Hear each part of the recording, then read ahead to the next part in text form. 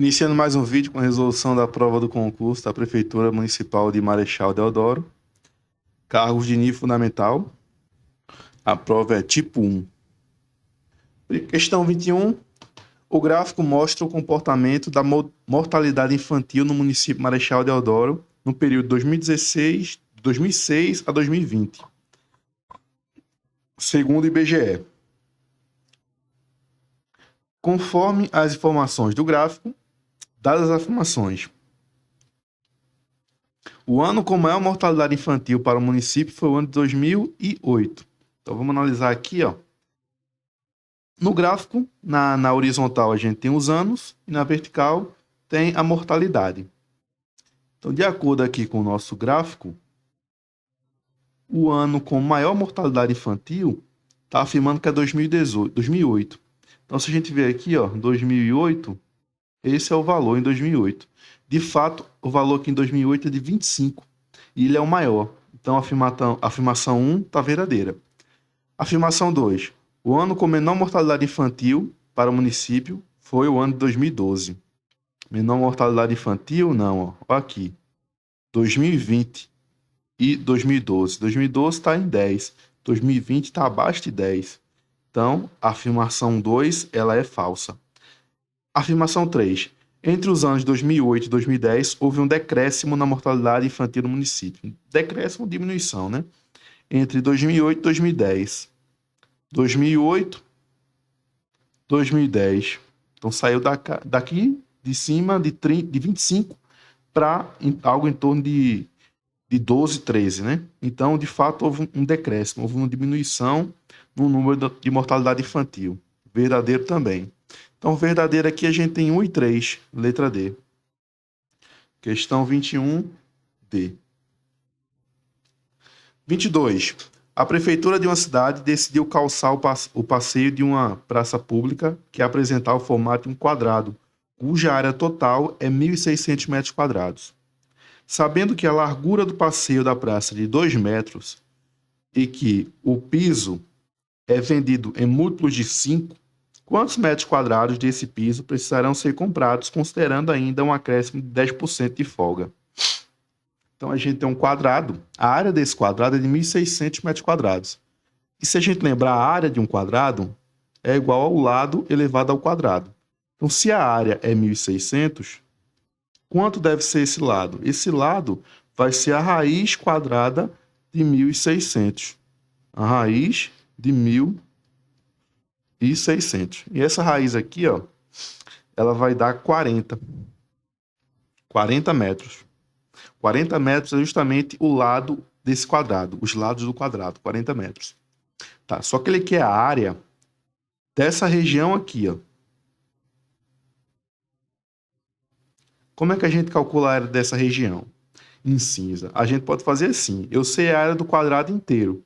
Se eu retirar essa área interna, que está em branco, vai sobrar exatamente a área em cinza. E essa área interna é a área de um quadrado, só que os lados desse quadrado não são 40 metros, é menor, porque a largura desse passeio é de 2 metros. Então, eu tenho 2 metros aqui e 2 metros aqui. Se o lado do quadrado maior é 40 metros, se eu descontar 2 metros de cada lado, quer dizer que o lado do quadrado menor vai ser 36 metros. Então, é 36 por 36. Então, a área do quadrado menor, quadrado branco, vai ser 36 ao quadrado. 36 vezes 36, que vai dar 1.296 metros quadrados de área. E a área do quadrado maior é 1.600. Então, se a gente subtrair, vai descobrir exatamente a área do passeio. 1.600 menos 1.296. O que vai dar 304 metros quadrados de área. Beleza. Só que a questão diz que tem que ter uma folga de 10%, ou seja, tem que comprar 10% a mais. Então, 10% de 304, nem precisa fazer conta, tá? 10% é 1/10. Se a gente dividir 300 por 10, isso vai dar em torno de 30. Então, isso aqui é pouco mais de 30. Então, vai ficar algo em torno aqui, ó, com a folga de 10%, vai ficar algo em torno de 334, vírgula alguma coisa. Então, 334 aproximadamente, vírgula alguma coisa, com a folga dos 10%. Então, 334, só que é vendido em múltiplos de 5. Então, múltiplo de 5, nesse caso aqui, vai ser o 335, que é maior que 334 que eu preciso.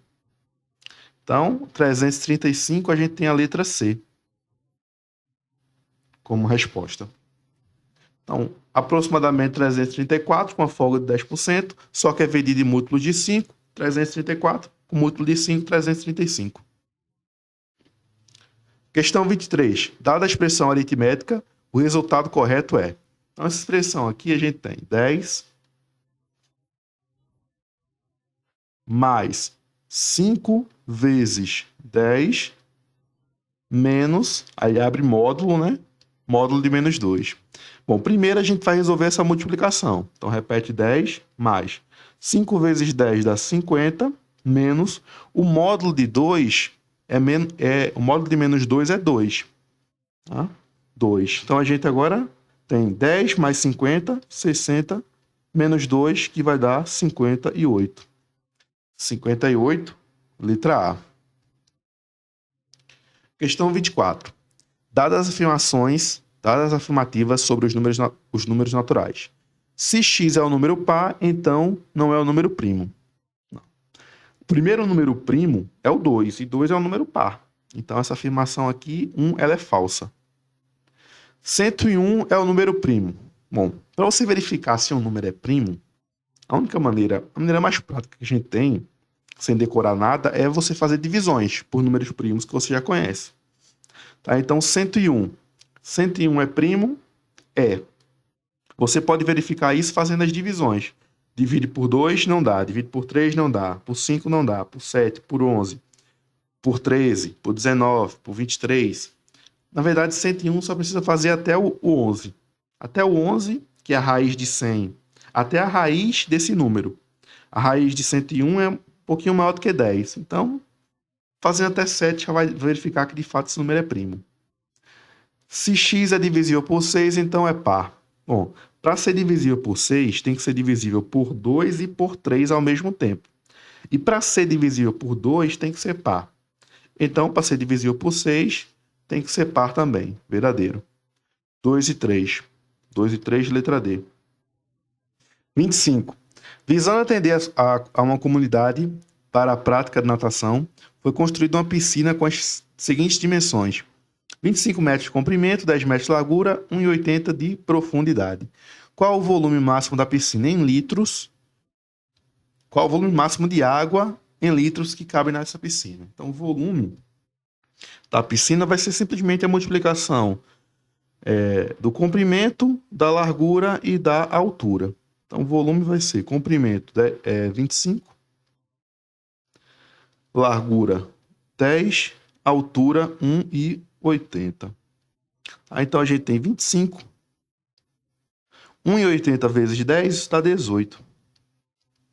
25 vezes 18, que vai dar 450.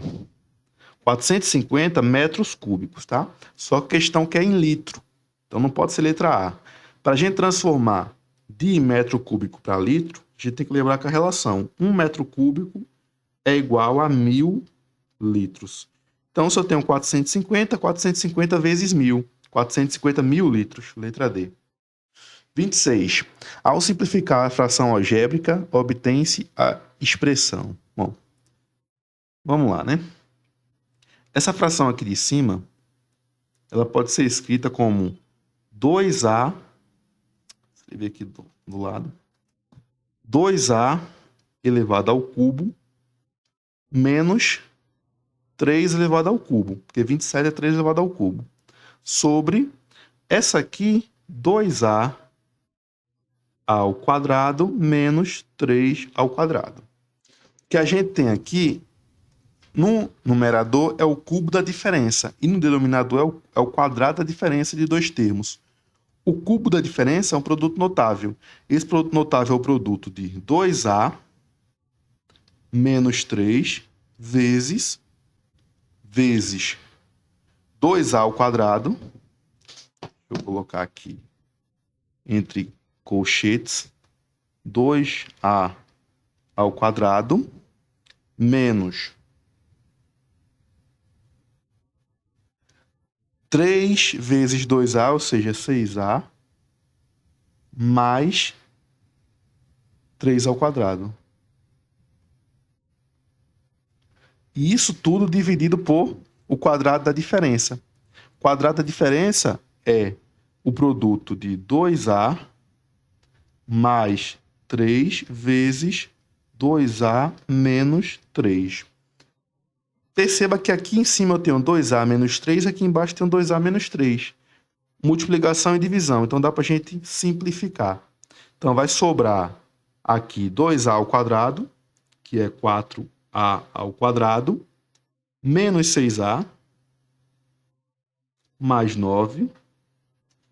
E embaixo sobra 2a mais 3. Tá? 2a mais 3. Então a gente tem aqui como resposta letra B, né? Não, perdão, tem um sinal trocado aqui. Aqui não é menos, aqui é mais. Sinal trocado aqui. Esse sinal aqui é de mais.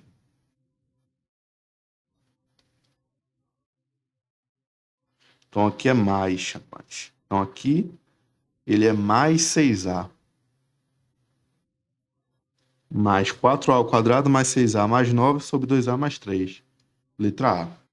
27. A escrita dos números naturais se dá por um sistema posicional dos algarismos de 0 a 9 no número. O valor que cada algarismo apresenta no número é igual ao produto do algarismo por uma potência de base 10. Expoente natural que pode ser de 0, 1, 2, 3, assim por diante. O qual aumenta da direita para a esquerda. De acordo com o posicionamento do algarismo, diante disso, o algarismo 3 que aparece no número tem que valor? Esse número aqui, ó, qual o valor posicional do algarismo 3? Bom, ele está aqui, se a gente for ler esse número, é 532.418. A gente tem unidade, dezena, centena, unidade de milhar, dezena de milhar. Dezena de milhar é 10.000. 10.000 vezes 3, 30.000. Tá? A letra E. Questão 28. Sobre o tema educação, no contexto de determinado município, são dados os gráficos 1 e 2, que representam, respectivamente, a distribuição percentual do nível de escolaridade da população em 2022 e a variação do número de professores da rede pública nos últimos anos.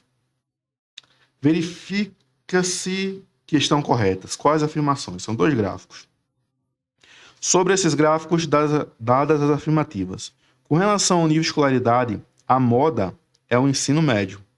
Gráfico 1, fundamental, médio, graduação, pós-graduação. A moda é o que mais se repete, né? Então, aqui no gráfico 1, a gente percebe que tem 10%, 10%, 9%, 25% e 46%. Então, o que mais se repete aqui é 10%. 10% fica meio ruim de ver, mas o ensino médio é esse tracejado aqui, né? Então, mas de fato, a gente tem que analisar quem tem a porcentagem maior, né? Então, a porcentagem maior, de fato, aqui é 46%. Então, de fato, a primeira afirmação é verdadeira. A 1 é verdadeira. É o que mais se repete, mais alunos no ensino médio. A 2. Em meados de 2019, havia cerca de 70 professores na rede pública. Meados de 2019. Não. Se a gente analisar aqui o gráfico, né? Pode ser. Em 2019 começa com 80, né? Mas vai decaindo até 2020 para 60. Em meados de 2019 havia cerca de 70 professores na rede pública. Mas vamos ver aqui. Gráfico 1. Em 2022, mês a mês, o número de professores foi crescendo de forma linear. 2022, é um crescimento linear. Verdadeiro, verdadeiro.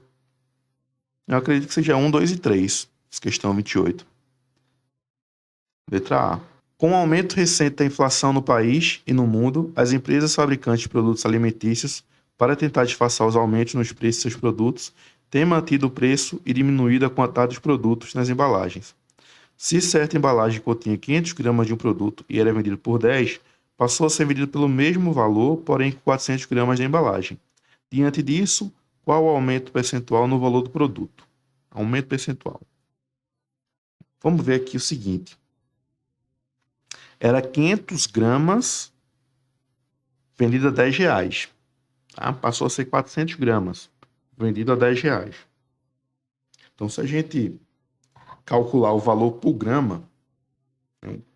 Se a gente dividir e calcular quanto custa uma grama desse produto, quanto é que custa uma grama desse produto? Basta a gente dividir o valor pela quantidade de gramas. 10 dividido por 500. Se a gente dividir 10 por 500, isso dá 0,02 reais, 2 centavos, basicamente por grama. Passou agora a um valor, teve um aumento. Por quê? Porque agora é ainda 10 reais, só que por 400 gramas e não 500. Então, se a gente dividir 10 por 400, isso vai dar 0,025. Era 0,020, passou a ser 0,025. De quanto foi esse aumento? Bom, a gente pode calcular assim, 0,020 corresponde a 100%, é igual a 100%, e 0,025 é igual a x%. E aí multiplicar cruzado. 0,02 vezes x igual a 0,025 vezes 100, o que vai dar 2,5. Aí é só dividir. 2,5 por 0,02, que vai dar 125. Então, era 100%, passou a ser 125%, ou seja, o aumento foi de 25%. Letra D. Daria para a gente pensar também de outra maneira, né? Daria para a gente dividir em 100 gramas, né? Que perceba, 100 gramas aí, quando custava 500 reais, quando tinha 500 gramas a 10 reais, cada 100 gramas custava 2 reais. Aí passou a ser 400 gramas por 100 reais. Se a gente dividir 400 por 4, dá 100 gramas. E 10 por 4 vai dar R$ 2,50. Ou seja, era R$ 2, passou para R$ 2,50. Esses 50 centavos corresponde a 25% dos R$ 2. Então, de fato, aí, questão 30, letra D. Questão 31. O estudante dividiu sua agenda semanal de estudos da seguinte forma: 1/5 do tempo para matemática, 1/3 para português, 2/5 para disciplinas específicas e o restante do tempo para fazer simulados. Sabendo que ele estudou 8 horas por dia durante 30 dias ininterruptos, o tempo investido em simulados foi equivalente a quanto? Um estudante dividiu sua agenda semanal de estudos da seguinte forma: 1/5 do tempo matemática, 1/3 português, 2/5 específico, o restante para simulados. Se a gente somar essas frações, 1/5 mais 1/3 mais 2/5 mais o valor da disciplina do simulado, que é o restante do tempo, isso tem que dar 1. Por quê? Porque quando a gente vai somar frações, a fração inteira, o total, é sempre igual a 1. Então, o total do tempo aí, no caso, vai ser 1. Então, se a gente somar, a gente vai descobrir que fração do tempo ele fez estudou para simulados, que é esse x. Então, para a gente somar frações, precisamos ter o mesmo denominador comum. Aqui um denominador comum seria o 15. Por quê? 5 vezes 3, 15, 3 vezes 5, 15. Então, vamos colocar todo mundo aqui sobre 15. 15 dividido por 5, 3. 3 vezes 1, 3. Mais 15 por 3, 5. 5 vezes 1, 5. E 15 por 5, 3. 3 mais 2. 3 vezes 2, 6. Mais. Vou colocar esse x aqui também com o denominador 15. Vai ficar 15x sobre 15. Se eu divido Se eu multiplico e divido pelo mesmo valor, volta a ser o próprio x.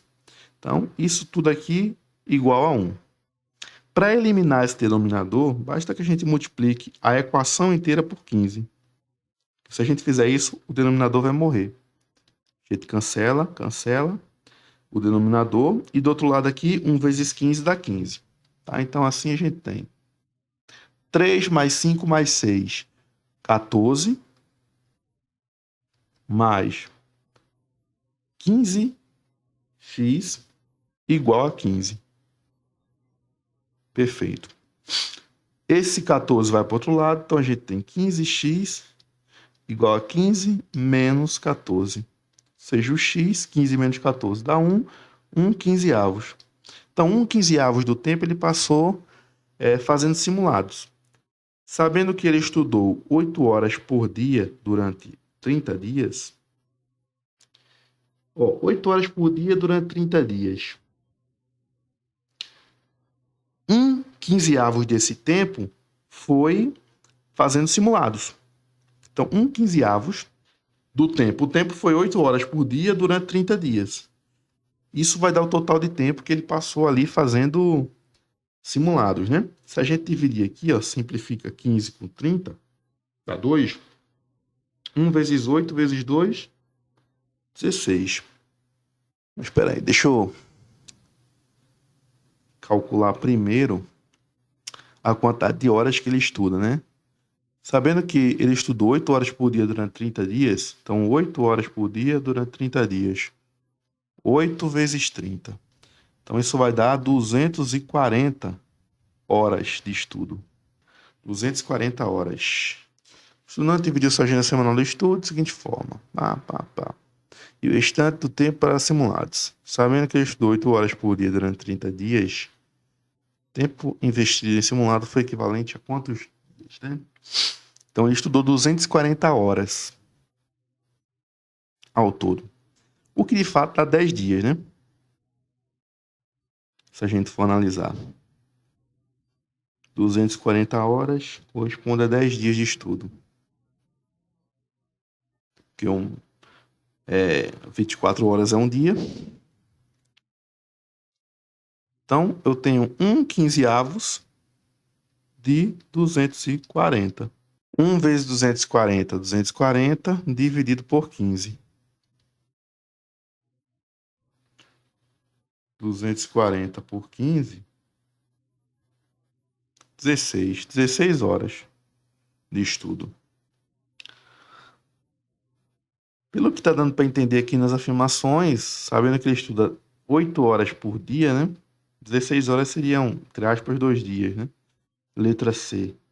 Só que é uma resposta meio... não faz muito sentido, né? E se a gente analisar isso como um dia com 24 horas de fato, não daria 2 dias. Daria 1 dia e 4 horas. E não tem essa resposta. Nem 1 dia e 4 horas, né? Daria nem 1 dia. 16 horas. Não dá 1 dia. Então não tem essa resposta aqui. Tem 2 dias. São 8 horas por dia. Questão 32. Dadas as expressões matemáticas, 1/4 vezes 1/5, 2/3 mais 4/12 e 5/9 menos 1/3, assinala a alternativa que apresenta corretamente o resultado das expressões em ordem crescente. 1/4 vezes 1/5. 1 vezes 1, 4 vezes 5, 20. Aqui. 2/3 mais 4/12. Se a gente simplificar essa fração aqui, 4/12 por 4, isso vai ser igual 2/3 mais 4 dividido por 4 dá 1, 12 por 4 dá 3. Soma de frações, precisamos ter o mesmo denominador. No caso aqui é o 3. E 2 mais 1, 3. 3 sobre 3, 1. E a última, 5/9 menos 1/3.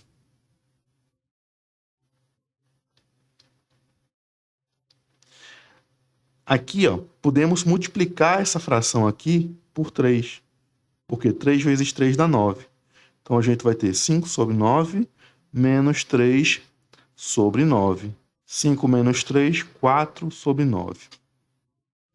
Qual é a ordem aqui? Bom, a maior fração, só colocar, isso aqui é o A, B, C. A maior fração aqui é o B. Então, B é o maior. Ele quer em ordem crescente, né? Então, só pode ser essa ou essa.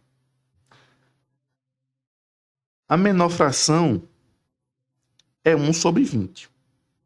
Então, A é o menor. Então, só pode ser letra B. Questão 32, letra B. Questão 34. Segundo dados pesquisados pelo Instituto Brasileiro de Geografia e Estatística, a densidade demográfica do município Marechal Deodoro em 2010 era de 138,62 habitantes por quilômetro quadrado. Isso significa dizer que se em 2010 considerássemos 1 hectare desse município, teríamos em média uma densidade demográfica de quanto? Bom, 1 hectare corresponde a um terreno de 100 por 100. 100 metros de comprimento por 100 de largura, o que vai dar 10.000 metros quadrados de área. Tem 1 hectare. Então, se a gente pegar aqui, a densidade demográfica é de 138,62 habitantes por quilômetro quadrado. Aqui eu tenho 1 hectare e 10.000 metros quadrados. Bom, para transformar de quilômetro quadrado para metro quadrado, ou para transformar de metro quadrado para quilômetro quadrado, a gente vai ter que fazer uma divisão. Para transformar de metro quadrado de metro para quilômetro, a gente divide por 1.000. Para transformar de metro quadrado para quilômetro quadrado, vamos ter que dividir por 1.000 ao quadrado, que é 1 milhão. Então, a gente vai ter que dividir essa expressão toda aqui por 1 milhão.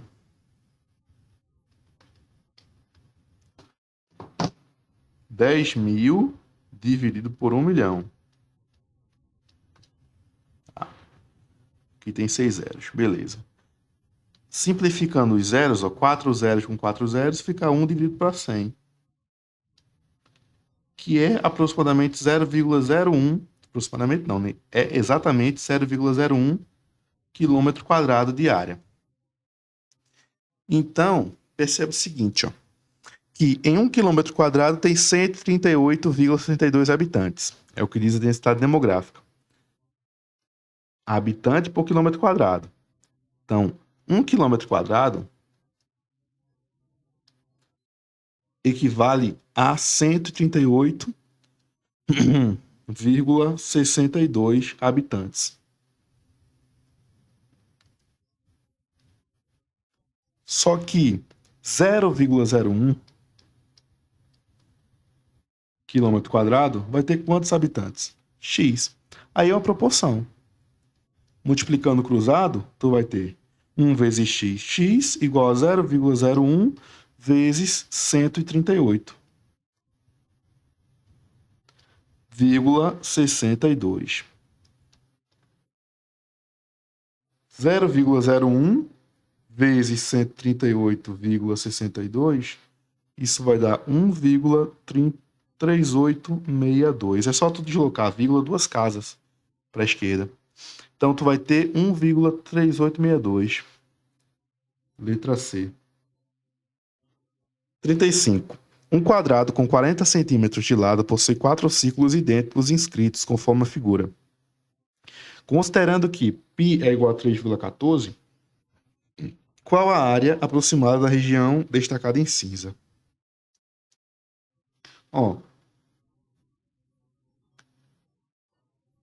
se tu traçar esse segmento de reta aqui, esse segmento de reta tem exatamente o tamanho do lado do quadrado, ou seja, 40 centímetros. Só que esse segmento de reta corresponde ao diâmetro dos dois círculos. Corresponde a esse diâmetro mais esse diâmetro. Ou seja, o diâmetro de cada círculo é 20 centímetros quadrados, porque eu preciso de 2 diâmetros para dar exatamente 40 centímetros. Então, o diâmetro é de 20 centímetros. Se o diâmetro é 20 centímetros, quer dizer o quê? Que o raio vai ser metade, 10 centímetros. Então, o raio de cada círculo é 10 centímetros. Por que a gente precisa do raio? Porque vamos ter que calcular a área de cada círculo. Para a gente calcular a área em cinza, A melhor maneira é você calcular a área de cada círculo e retirar da área do quadrado, que tem 40 centímetros de lado. Tá? E 40 centímetros de lado, isso vai dar uma área de 1.600 centímetros quadrados, porque 40 vezes 40. E a área do círculo é π vezes o raio ao quadrado. O valor de π, 3,14. E o raio vale 10, 10 ao quadrado. Ou seja, a área vai ser 3,14 vezes 100, que vai dar 314. 314 centímetros quadrados de área, só que é de cada círculo. Como são 4 círculos, você multiplica por 4. Então, 314 vezes 4, 16, 6 sobe 1, 4 com 1, 5 e 12. 1.256 para 1.600, falta quanto? 1.600 menos 1.256. Você pode fazer aquela estratégiazinha de pegar, subtrair um em cima e subtrair um embaixo. Vai ficar 1.599 menos 1.255. 9 menos 5, 4. 9 menos 5, 4. 5 menos 3, 5 menos 2, 3. E 1 menos 1, 0. 344. Letra B. Então, a estratégia aqui é a gente calcular a área de cada círculo e subtrair da área do retângulo, do quadrado. Questão 35, letra B.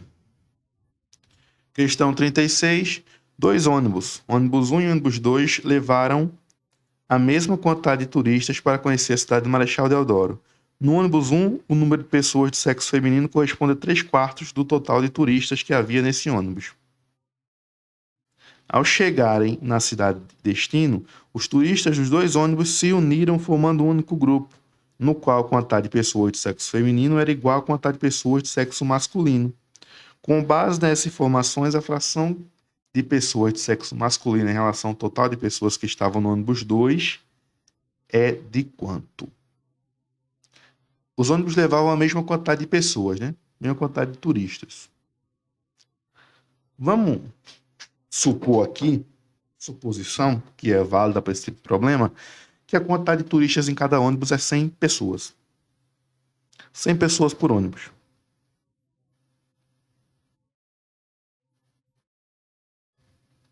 Tá?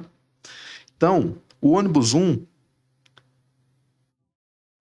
o número de pessoas de sexo feminino corresponde a 3/4 do total de turistas que havia nesse ônibus. 3/4 do total de turistas do ônibus. 3/4 de 100, isso dá 75 pessoas do sexo feminino. Então, no ônibus 1, existia 75 do sexo feminino. Tá? Consequentemente, 25 do sexo masculino, né? 25 do sexo masculino no ônibus 1. Ao chegarem na cidade de destino, os turistas dos 2 ônibus se uniram formando um único grupo, no qual a quantidade de pessoas de sexo feminino era igual à quantidade de pessoas de sexo masculino. Você juntou todo mundo e tinha a mesma quantidade de pessoas de sexo masculino e feminino. Se o total de pessoas é 200, porque é 100 por ônibus, então é 100 do sexo feminino e 100 do sexo masculino. No ônibus 1 já tinha 75 do sexo feminino, ou seja, no ônibus 2, 25 do sexo feminino e 75 do sexo masculino. Beleza. Com base nessas informações, a fração de pessoas masculinas em relação ao total de pessoas que estavam no ônibus 2 corresponde a quanto?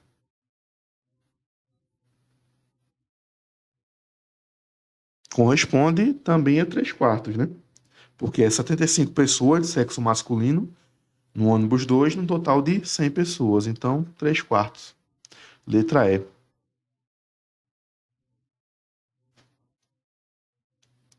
37. Dado o esboço do gráfico de uma equação de segundo grau, assine a alternativa que acompanha a equação que corresponde corretamente ao gráfico. Bom, existem 2 maneiras de a gente resolver essa questão aqui. Uma maneira mais complicada ou uma maneira mais simples. Primeiro, vamos observar a concavidade dessa função. A função de segundo grau, quando ela é crescente, quando ela tem concavidade voltada para cima, quer dizer que o a, lembrando, função, de maneira geral, de segundo grau, f de x é igual a x ao quadrado mais bx mais c. Cada coeficiente desse vai indicar para a gente alguma coisa. O a, ele indica concavidade. Se o a é positivo, concavidade para cima, ou seja, a função está para cima, boquinha aberta para cima. Se o a for negativo, boca para baixo. Nesse caso aqui, ó, a função tem concavidade voltada para cima, ou seja, o a é maior do que zero. Então aqui tu já descarta a letra D e a letra E, porque o a está negativo. O C, ele indica onde a função toca o eixo Y. Então aqui no nosso gráfico, onde a função está tocando o eixo Y é aqui, ó. Tocando o eixo Y nesse ponto.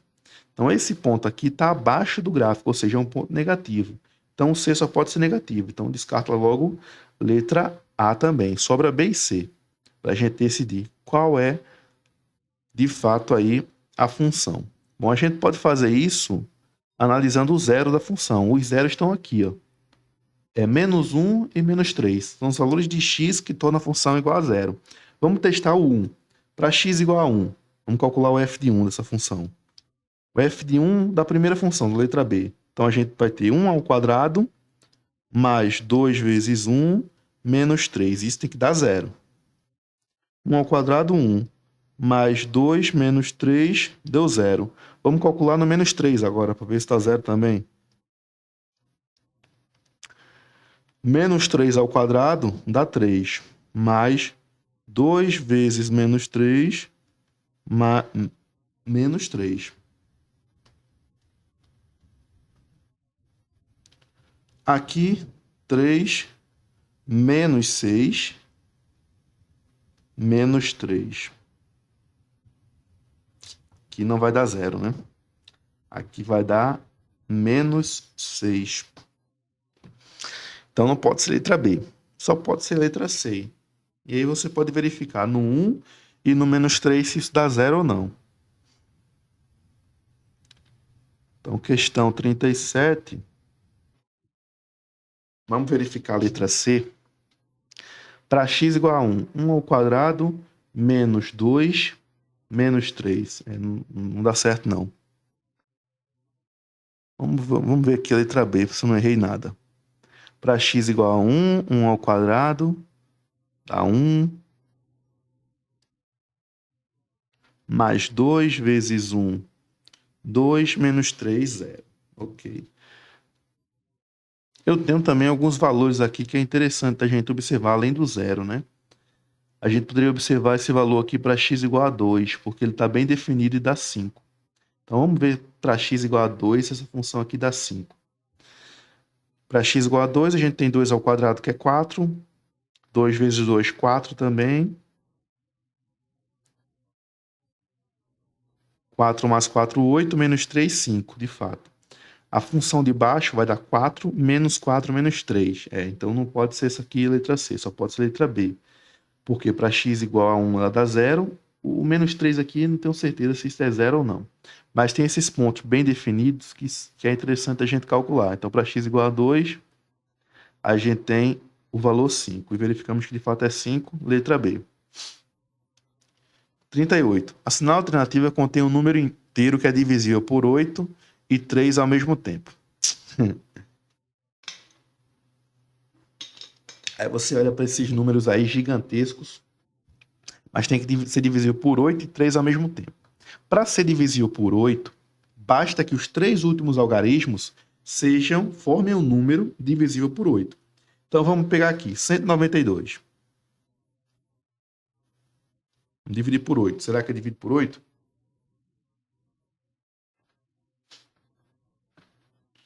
Divide, dá 24. Então, ok, esse passa. 432. Vamos dividir por 8. Ok, também passa. 664 dividido por 8. Passa também. Parece que tudo vai dar para dividir por 8. 108 por 8. Não dá. 300 por 8. Não dá também. Então, já diminuímos aí 3, de 5 para 3, né? Então, só pode ser letra A, B ou C. Para ser divisível por 3, não precisa dividir. Basta a gente somar os algarismos. Então, letra B e letra E, errado. Somar os algarismos e ver se a soma forma um número divisível por 3. Então, vamos lá. 9 mais 1, mais 6, mais 8, mais 5, mais 3, mais 1, mais 9, mais 2. Então, vamos lá. 10, 16, 24, 29, 32, 33, 33, com 9, 42, 44. A gente pode continuar somando, tá? 4 mais 4, a soma vai dar 8. 8 não divide por 3. Então, letra A tá errada. Vamos ler a letra B. Letra B a gente tem 7,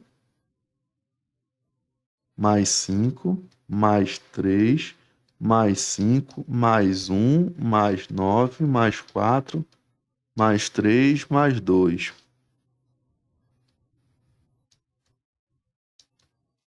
5 mais 7, 12, 15, 20, 21, 30, 34, 37, 39. 39 é um número, não é primo, né? Divide por 13. 3 mais 9 dá 12. 12 divide por 3. Então, letra B. Divide por 8 e divide por 3. Vamos para a questão 39 agora. Considere as informações sobre o Índice de Desenvolvimento Humano do município Marechal Deodoro, levantadas pelo Instituto Brasileiro de Geografia e Estatística. Com base nas informações do gráfico, dadas as afirmativas, o aumento do IDH foi maior entre os anos de 1991 e 2000.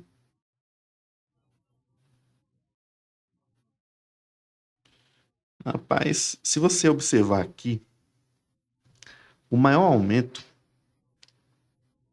vamos supor aqui, né? Aqui seria 350, né?